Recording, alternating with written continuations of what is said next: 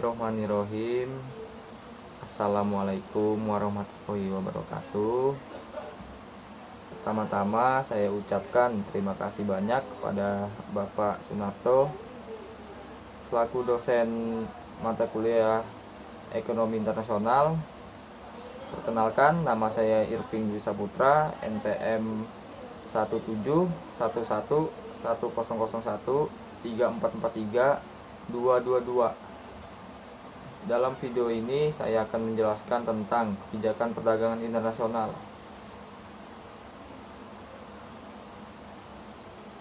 Kebijakan ekonomi internasional dalam artian luas adalah sebuah tindakan atau kebijakan ekonomi yang dilakukan oleh pemerintah yang secara langsung maupun tidak langsung akan mempengaruhi segala bentuk perdagangan dan pembayaran internasional, baik itu dari sisi komposisi, arah, dan lainnya.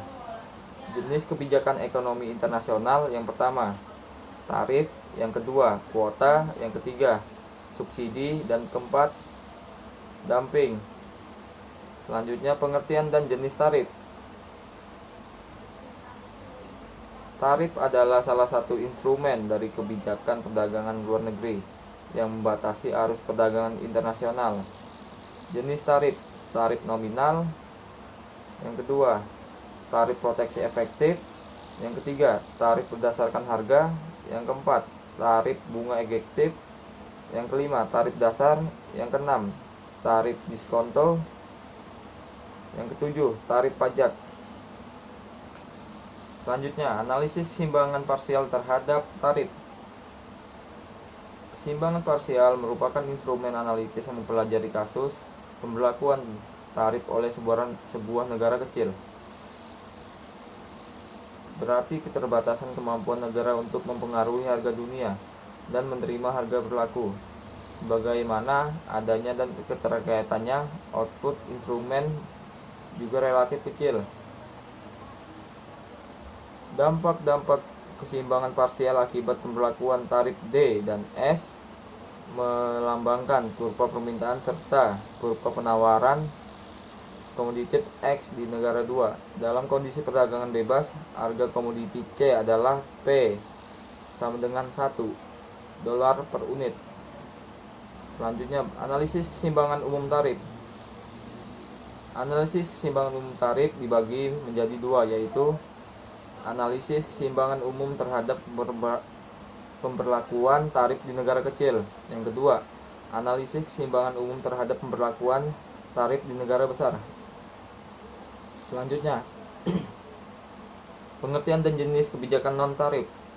Kebijakan non-tarif adalah berbagai kebijakan perdagangan selain bea masuk yang dapat menimbulkan distorsi sehingga mengurangi potensi manfaat perdagangan internasional. Dr. Hamdi Hadi.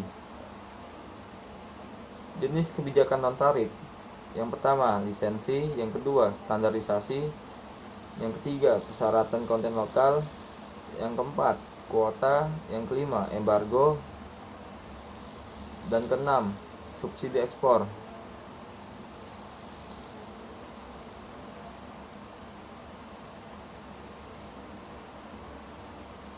Selanjutnya, kebijakan industri dan kebijakan perdagangan strategis. Kebijakan industri, kebijakan yang diartikan sebagai pengguna kekuasaan dan sumber daya pemerintah untuk menjalankan suatu kebijakan untuk memenuhi kebutuhan sektor atau instruksi tertentu, dan jika diperlakukan untuk perusahaan tertentu dengan tujuan untuk meningkatkan produktivitas. Faktor masukan adalah salah satu bentuk regulasi pemerintah untuk mencapai kebijakan makroekonomi yang pada akhirnya diharapkan akan menghasilkan daya saing sektor industri atau perusahaan tersebut.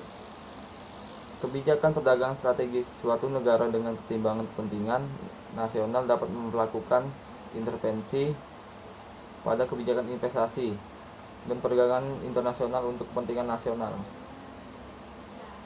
Sekian penjelasan dari kebijakan perdagangan internasional. Saya ucapkan terima kasih.